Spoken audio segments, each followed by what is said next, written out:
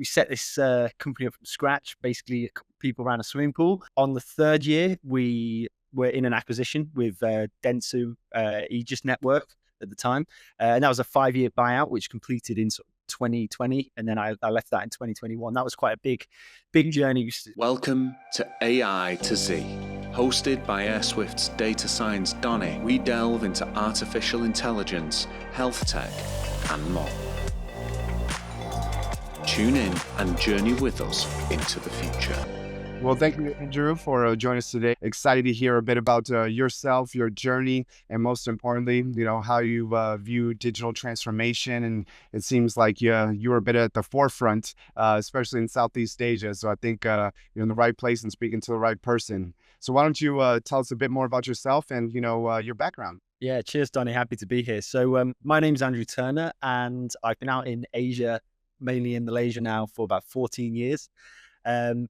I've done quite a lot of things, but my most recent two things that I've been involved in is myself and a group of guys and one girl founded a digital agency here in Kuala Lumpur.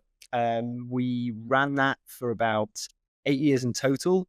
On the third year, we were in an acquisition with Dentsu Aegis Network at the time, and that was a 5-year buyout, which completed in sort of 2020, and then I left that in 2021. That was quite a big journey. We set this company up from scratch, basically a couple of people around a swimming pool, to finally selling it to Dentsu, which is like one of the biggest ads agency networks in the world. So that was awesome. And then since then, I've been involved with blockchain, and myself and another group of partners started a B2B blockchain settlement token for out here in Malaysia.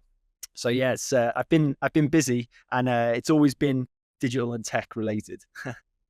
Oh, fantastic. And perfect timing as well. I would say over the past, 7 to 10 years, digital transformation, digital, data science, and all these fun, crazy buzzwords. But I'm very curious to hear, one, why Malaysia? And it seems like when you did, found your organization, it was not really, digital transformation wasn't a buzzword. It really was kind of, not something, it was very new to most organizations, let alone in Asia. So I'm curious to hear, about that journey and, what I guess sparked it all.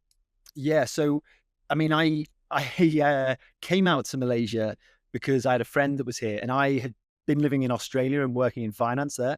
And I was actually still working for this American company when I came to visit Malaysia, and I visited my friend, and the plan was meant to be to go back to London and then move out to the States.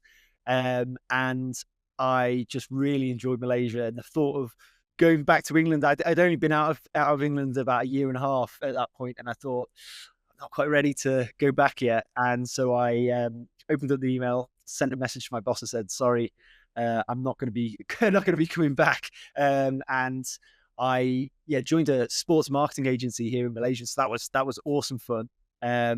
I was involved in putting on sporting events, and we did a lot of sponsorship with the English Premier League and things like that. So it was good fun in my early mid-20s, office full of guys. We played football. It was great.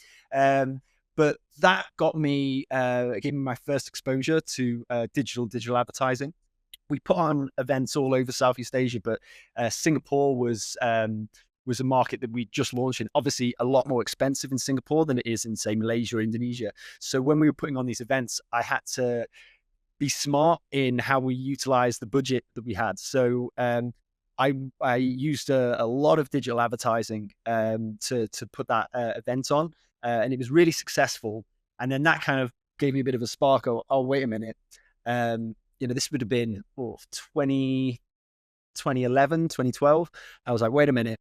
This is pretty powerful. And then obviously the digital advertising had already been around for quite a while in sort of Europe, US and things like that. But out in Asia, particularly say Malaysia as well, Kuala Lumpur, it wasn't really that prevalent. I mean, there was obviously Google search ads and things like that, but it really wasn't taking a lot of ad spend budget. So that basically kickstarted me to go, right, I want to get into this space. So I just basically went to every digital advertising firm that seemed like they were doing something special here in Malaysia. I signed up to an agency called Line Align. Basically, just didn't didn't even really take a salary. I just wanted to learn and just be like a sponge. So I just soaked up all the information. They were doing something quite special in the way that they were using data to drive their results. Now that's just obvious now, but way back then, buying digital ads just like they would buy newspaper ads or something like that.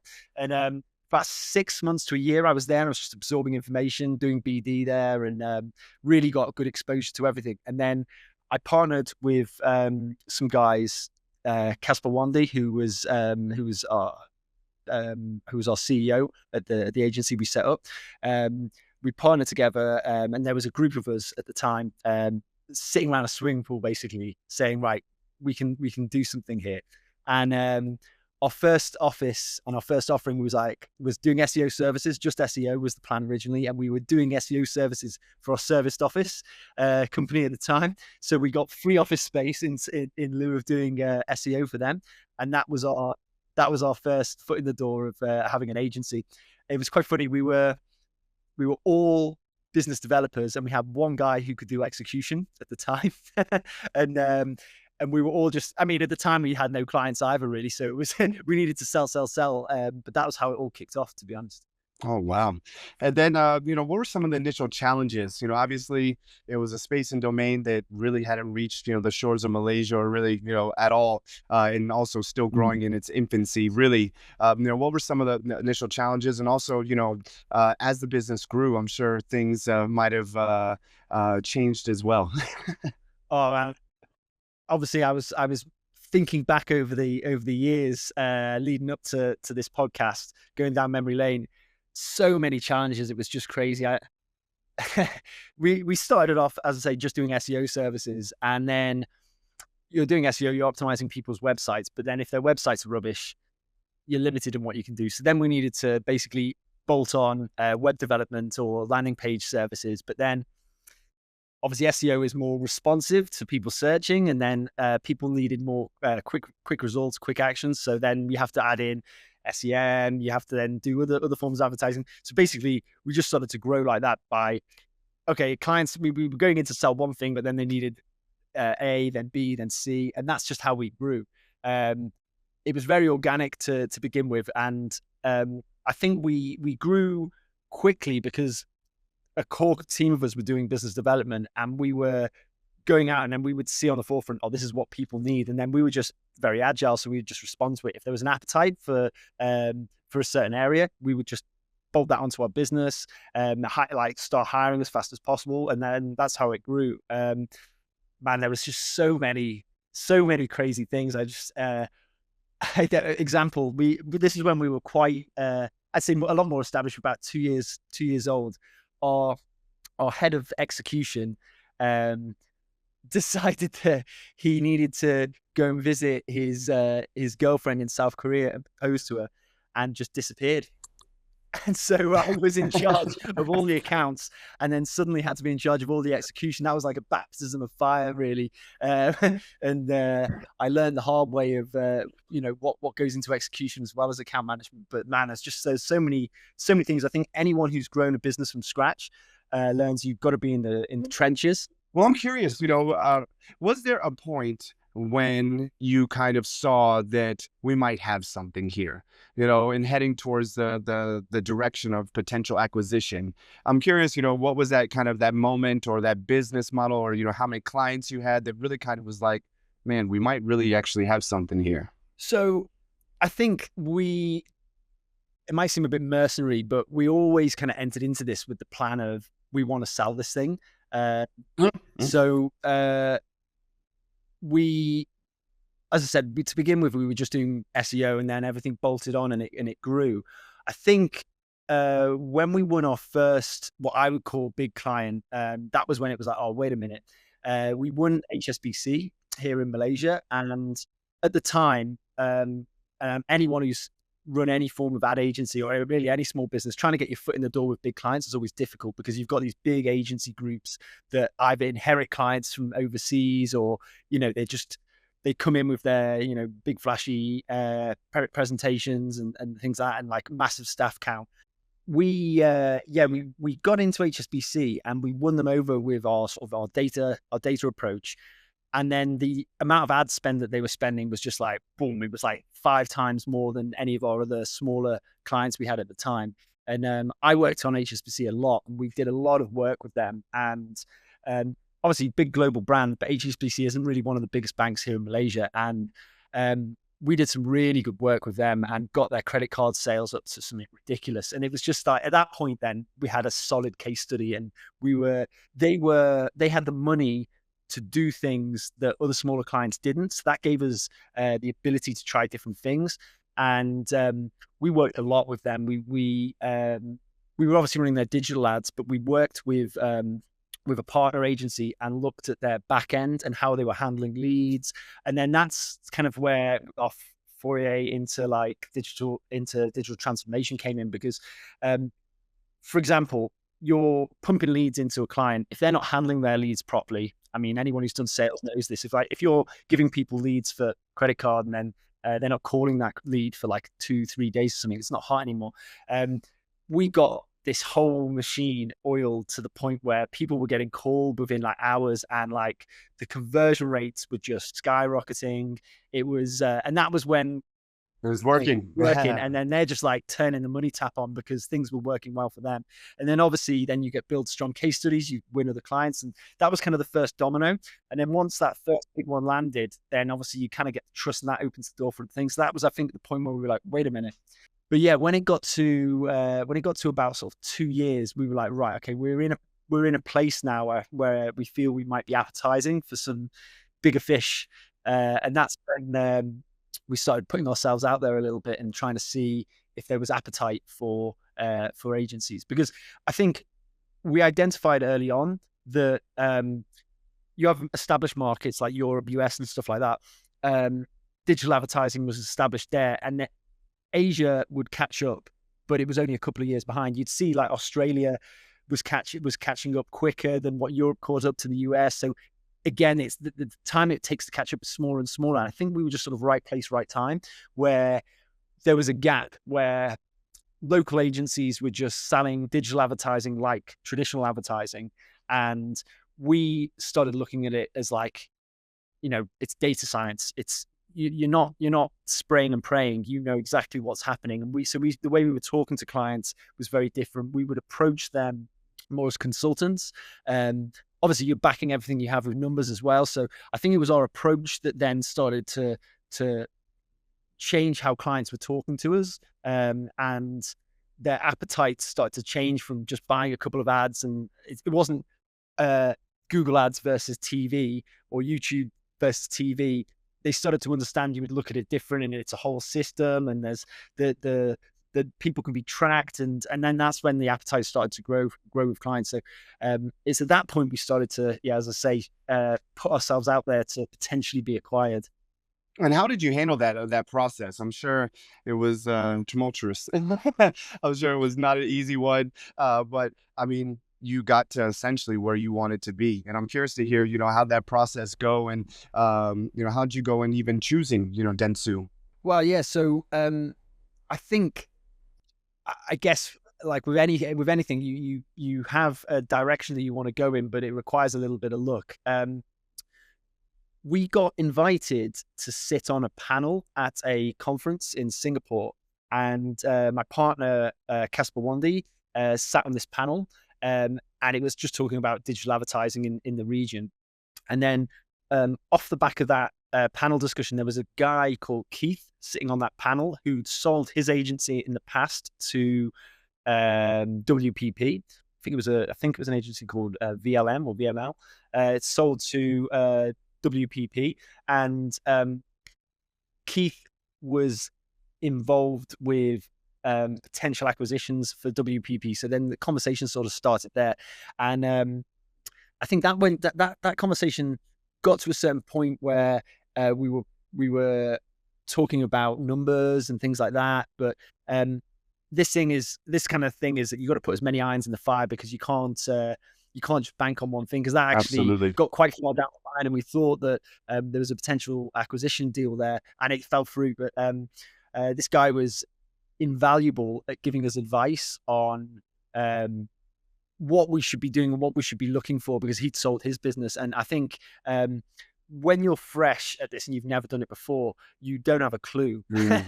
And you see numbers, and it's very easy to make a long-term decision based on information you've got at the time, which turns out to be the wrong thing. So we were very lucky that we had a bit of guidance here, and we spoke to, I think it was about 4 different people, and these were 4 conversations that were running concurrently at the same time, and it wasn't a decision of, oh, we have 4 offers on the table, which one do we go for? I mean, we were good, but I don't think we were that good. But yeah, Dentsu came along with a nice deal. We knew what kind of deal we wanted, like what kind of multiple we were looking for and the duration, because there was always a bit of a way up. You could get a lower multiple on a shorter earn-out duration, or have a slightly longer earn-out duration, but with a higher multiple. And we believed in what we were doing and the growth that we could get in our business. So we got offered a good deal with Dentsu, which was quite a decent multiple, but over a 5-year period, versus some other offers which were on a 3-year. Yes, that deal came along with Dentsu, but even it's like dating. You start with some nice conversations, and it's all like drinks and meals and things like that to begin with. But then at some point, the lawyers get It's involved. real. And, Yeah, of course. Yeah. yeah, prenuptial agreements with the lawyers get involved, and so the timelines were long on this. I think from when we had the initial conversations and had initial ideas on numbers for the agency, it was then another 6 months of with back and forth with lawyers and stuff like that. But there was quite a few nuggets of information that we had that I feel if we hadn't had, we would have been in a much weaker position, and our earnout wouldn't have been quite as good. But yeah, they were really invaluable. I'm sure you're going to ask what maybe those nuggets of information were. So one of them was look at how the acquisition group handles certain costs, because obviously when you're running your own business, you're doing everything. You're dealing with your landlord. You're handling your own IT costs and everything. But when you go in a group, they often have contracts or they have deals and things like that. So one piece of advice that we got given was, look at the rental agreement and what that means, and what you'd be paying, and if you need that, and if anything looks like it's too much or it's unfair, normalize it out. And basically, obviously, you pay it, but it's then removed from the earn out calculation. There was that. There was also our acquisition kind of went with a merger, so there was already an iProspect in Malaysia, but it was quite small. I think it only had about 8 to 10 staff, and it had some clients that it was operating for in the group. And basically, the Dentsu would say, okay, this business already exists. We think we believe it's worth X, and then obviously they're going through our numbers with a fine tooth comb, and we're saying, okay, well, we were considered digital at the time. Here's our company. We believe it's worth like Y, and they go, okay, well, X and Y go together. So then X plus Y is the valuation of the combined companies.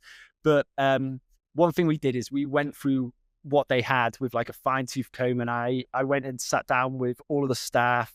We looked at all the ad spends. We looked at everything their clients were doing, the history of their clients, and we basically went back to them with, sorry, we don't think it's worth this.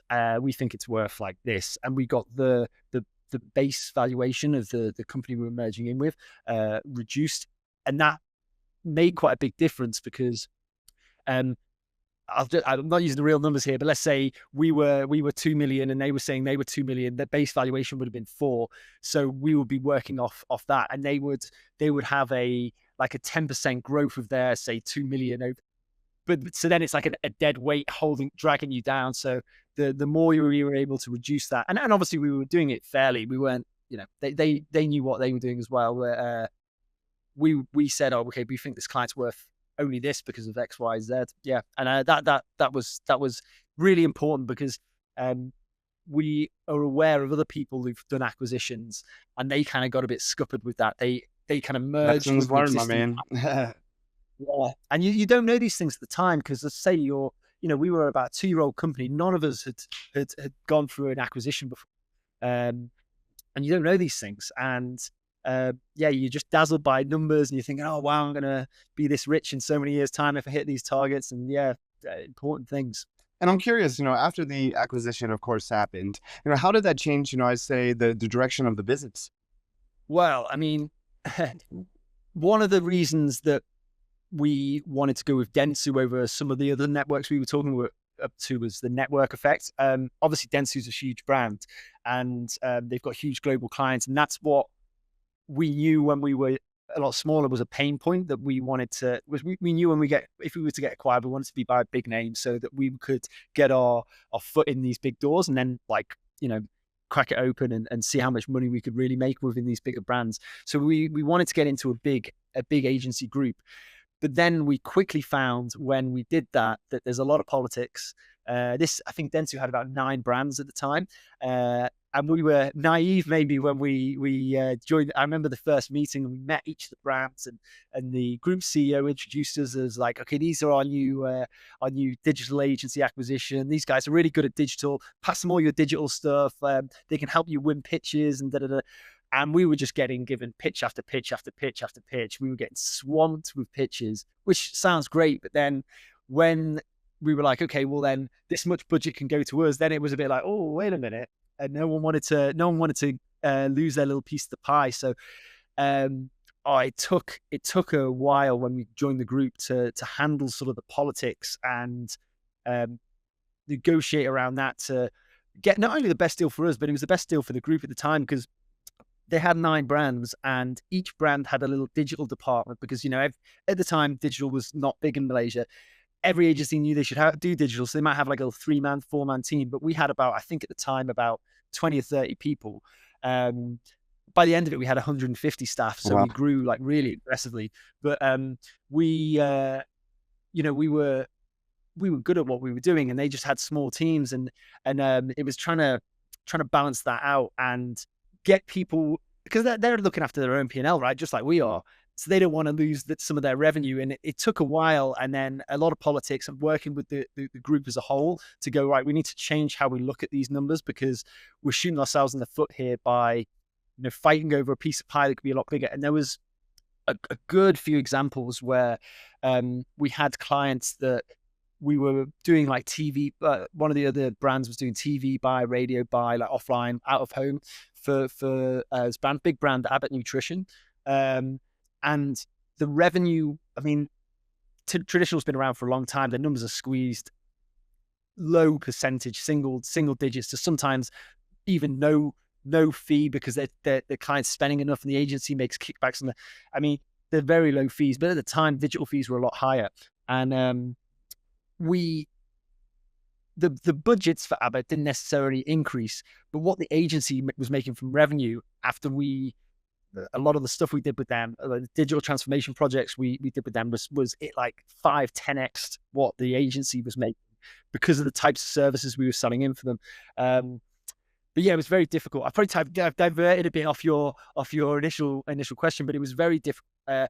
One, dealing with politics, and then trying to get the group to look in a holistic view of, okay, how can we make the whole group's revenue increase by, redistributing where the money flows internally. That was the biggest challenge by far. But as soon as that started to crack, that was when we grew a lot. When we joined Dentsu, we were like 2-3 million revenue, and we 2x at least year on year until the end of the buyout. But obviously, it was when we really were allowed to work with the clients, and we weren't all fighting over our own little budgets. Cool. That's when we started to really compound what we were doing. Oh, yeah, absolutely. And you shared a little bit of, some of the success stories, in digital transformation, because, when you started to, where we are today, you can't go 3 feet without someone talking about digital transformation and, all of the different technologies that are affecting the way companies are making decisions. I would love to hear, some of those success stories, because you were definitely at the forefront, seeing it, firsthand, and probably some of the impact it was really making to some of these organizations. Yeah, we were involved with quite a few digital transformation projects. I think 2 that stand out was HSBC, that I've already mentioned a bit, and Abbott Nutrition. They were when we had clients that trusted us a lot and brought us in, and allowed us to really look under the hood of their business and work with them on their business, rather than just being an ad agency where they give us some budget to run something. And I think I remember at the time, we were hearing that there was a bit of competition starting to rise from consultancy groups. This was like about 2 to 3 years into our buyout. We were hearing that Boston Consulting Group and some other big consultancy firms were opening digital departments and going in and consulting on digital transformation. And we were like, wait a minute, we're the experts in this. Maybe we change our tact. I mean, we'd always sold business like that. We'd always sold into clients with like a consultancy approach and understanding their business, because we were entrepreneurs ourselves, and we were all the sort of the key point sales guys. Although I spent a lot of time doing the operations of the business as well, but we were running our own business. We understood what a client needed from their own business perspective. So yeah, HSBC was the big growth area. There was them letting us look under the hood and work with, okay, what happens to a lead once it gets into your call center, or where's it captured? And we were really lucky that they had another like a tech partner at the time that we worked really closely with and got on really well with. And they understood digital, we understood what they were doing, and we really got to work with their lead acquisition times, and that did something really special. And then the CMO, no, sorry, it wasn't the CMO, it was the head of marketing at the time for HSBC. He just did so well out of this like 3 or 4 year growth that he got brought in as the CMO for RHB Bank, which, as you probably know, Donny's one of the big local banks here.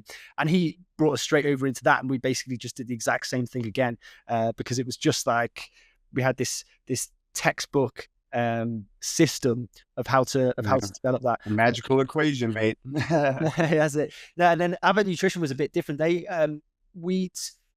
We'd been working with them and doing their digital media buy. They liked how we approached the digital buy with very data-driven approach. We opened everything up to them. It was very, very transparent. They then had a level of trust for us that they let us understand that they had some challenges coming up with their business. So they were selling like baby formula. They had adult kind of formula for elderly people as well. There was a challenge where they were getting pressure globally to not use hospitals and clinics here to drive sales. There was a global pushback to not use doctors to push samples and things like that. So they were going to lose potentially a vertical of how they would get new people into their products. So they would usually give samples out. Mums would try it with their babies or whatever, and then they would start buying, and they had quite a large, high customer lifetime value once a user would get onto it. So they said, okay, we need to generate another vertical. So we were like, okay, well, let's just help you generate a digital vertical. Before that, a lot of their digital was just for driving awareness and driving. There wasn't a lot of direct conversions online, besides a few samples. But we worked with them. Again, the blueprint that worked well with HSBC, we came in and looked at all the different ways of them capturing leads. What happens with the leads? They were capturing leads in Excel sheets. We were giving them and then sending them over to their call center in Excel sheets, and then and we were like, right, guys, come on, this can be done so much more efficiently. Like APIing in like Facebook lead ads so that they're getting directly dropped into their call center. We trialed out different WhatsApp for business plugins, so people could immediately start messaging and the call center would pick it up. And these were things that were all quite new at the time when we were doing them. And again, conversion rates skyrocketing, because it's a lot of things with digital transformation now. It's not rocket science. You might understand that there's a technology available, and it's your knowledge of just applying that to a business. It's not anything new. It's like call someone back quicker or immediately speak to them and it will convert higher. And it's basically like just bolting in pieces of technology that just allow that to happen. Yeah, Abbott, that was very successful campaigns there. Also during COVID and lockdown as well, we did a lot of work with them in adding e-commerce sales through like the Lazadas and the Shoppies that obviously Asia knows they're like quite big e-commerce sites here, and driving their own e-commerce. So they basically built a whole new business vertical off the back of this digital transformation that they did. It was very positive. Oh yeah, I can only imagine. I mean, now everyone buys everything online almost essentially. Mm. Brick and mortar is getting hit pretty hard these days with e-commerce.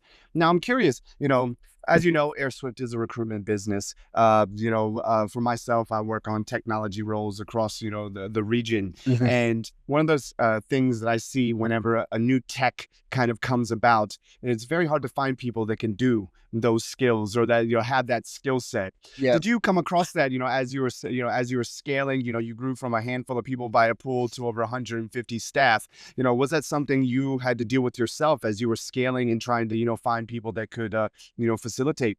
Oh, I mean, absolutely. I think, I mean, it's 2 points on that. I think one thing that made us realize that we were kind of a bit ahead of the curve, we were waiting for this growth of digital, was that you could not hire local talent at the time when we set up. I mean, there was like a handful of people and they weren't particularly good.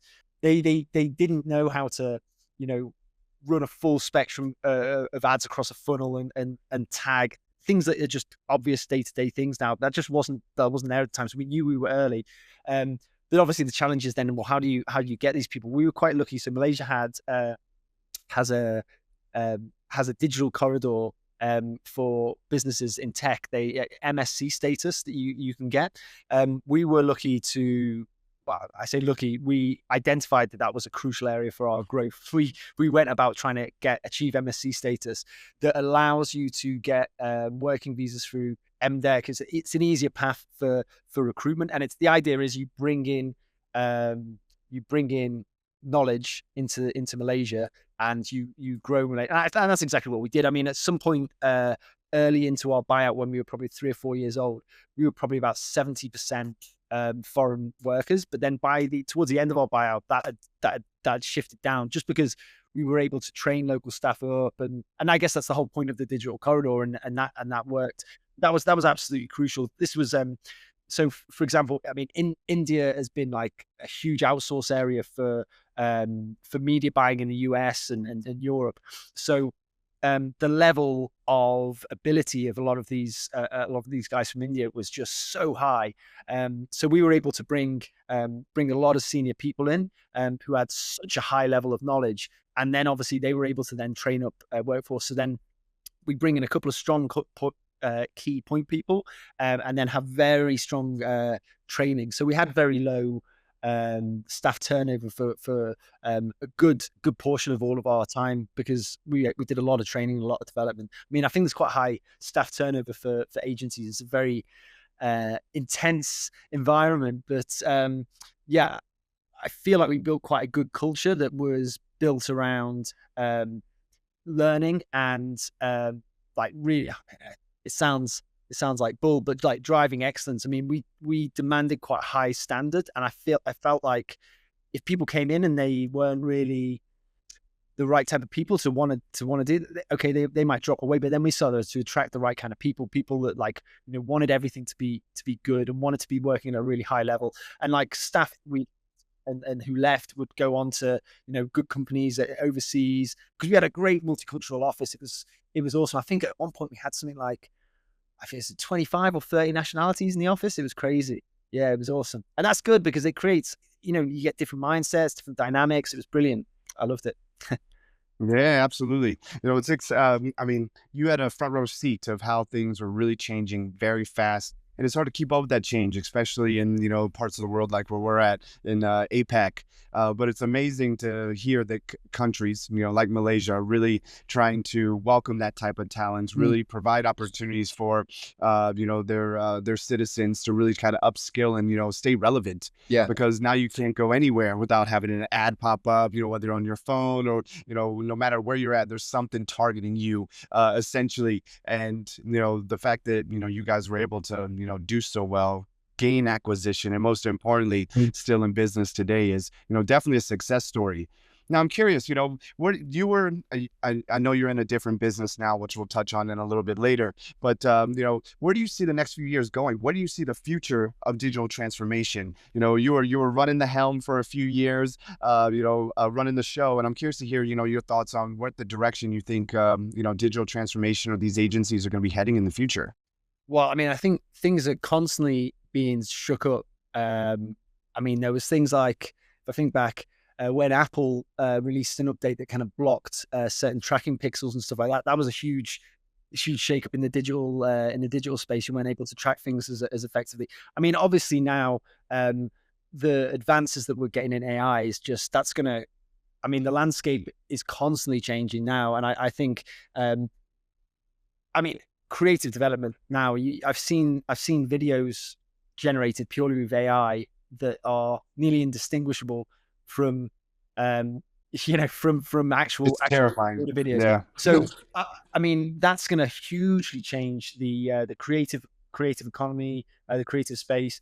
I mean, digital transformation is going to be driven by AI because AI is going to be able to adapt and so much faster than humans can. And obviously, different technologies might pop up and they'll be adopted. But I think um, if you're not digital already, I don't know how you've been surviving, but it's the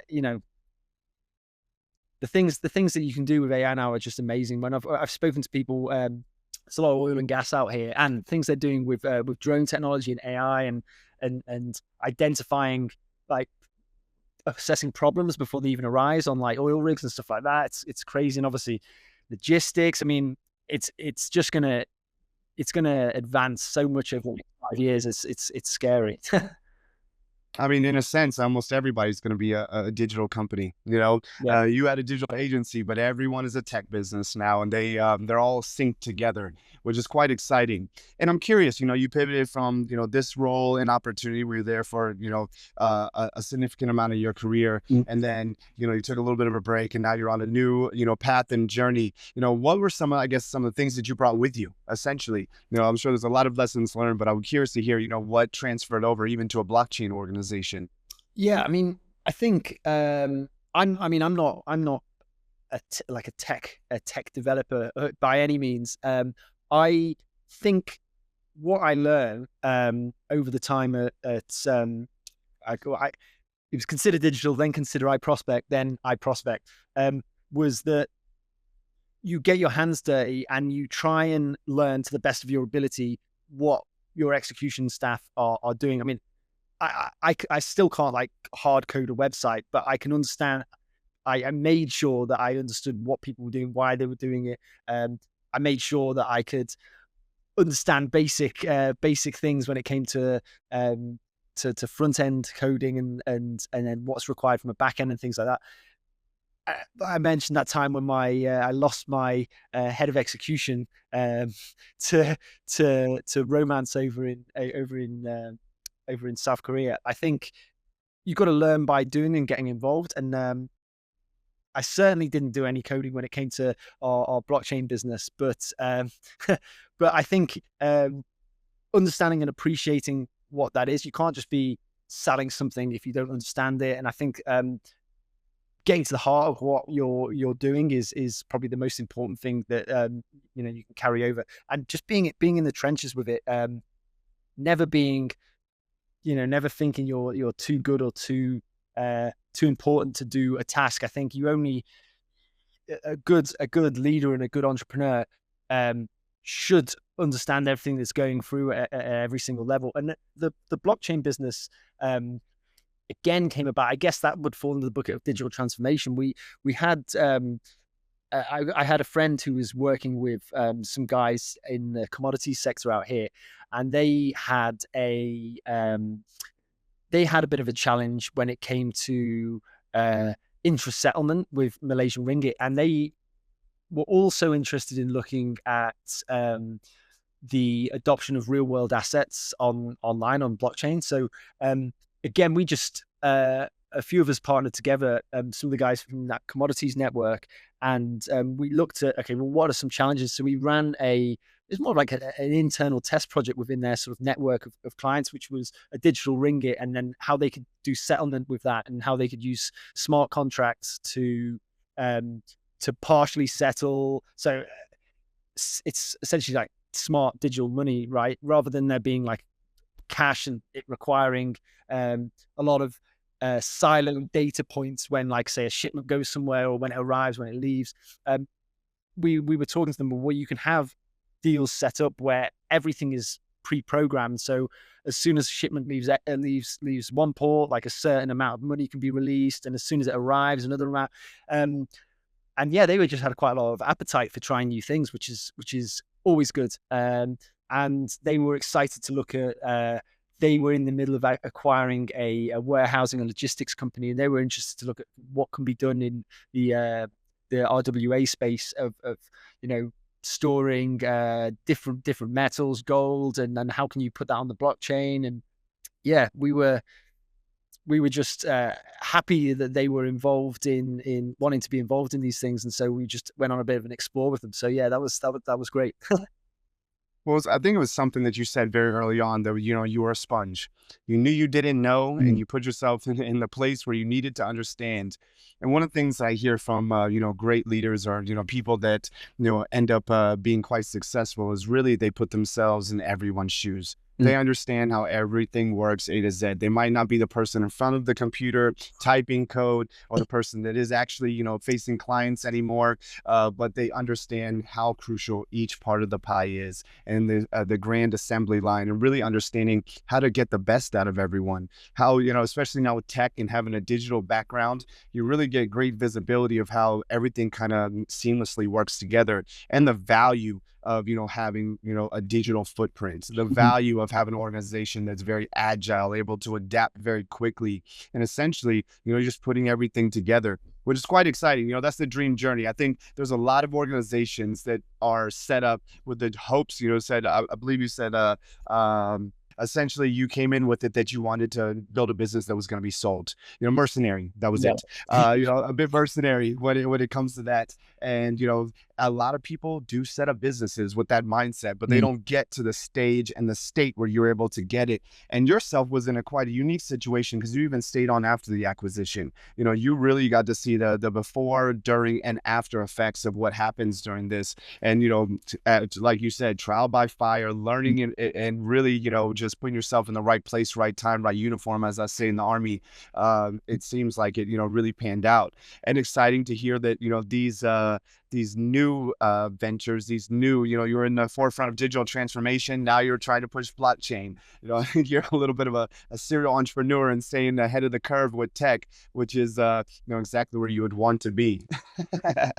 Well, yeah, I guess we'll agree to disagree on blockchain. I think it's already there. Maybe it's only just about getting adopted now, but yeah, I feel that that's going to be that and AI are going to be two of the biggest growth areas over the next Oh, 5 to 10 100%. years.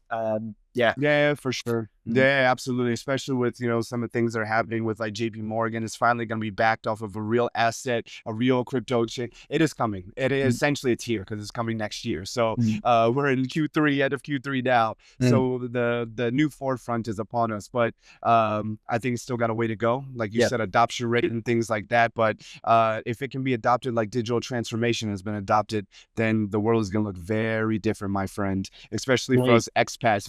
They got so many different currencies, so many different, areas where our families are located, and everything is spread out across. It'll be quite amazing for the day where we have one currency, or a handful of currencies that just can transfer across everywhere. I'm tired of paying fees. I'm sure you are as well. Definitely, definitely. I think it's funny when you think about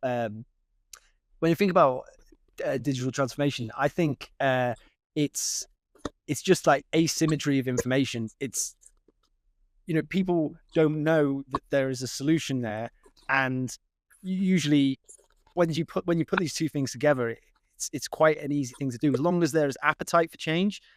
It's quite easy to do because usually people just don't know what they don't know. So when you don't know what you don't know that you need to make a change. But yeah, it's just finding areas of where things can just be made slightly more efficient, and then the wheels start to turn. Oh, absolutely. It's the first spark that creates the wildfire. And I really appreciate you sharing more about your journey, where you came from, how the process went, through acquisition, post acquisition, and also, how you took exactly what you learned and, are driving it forward to the next chapter of your entrepreneurial journey. And I can't thank you enough, Andrew, for your time. And I really look forward to watching from the outside in of what's next for yourself. Awesome, mate. Thank you. It's a pleasure. It's an absolute pleasure.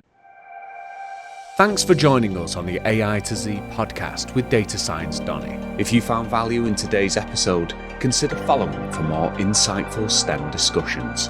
We'll be back with another deep dive. Until then.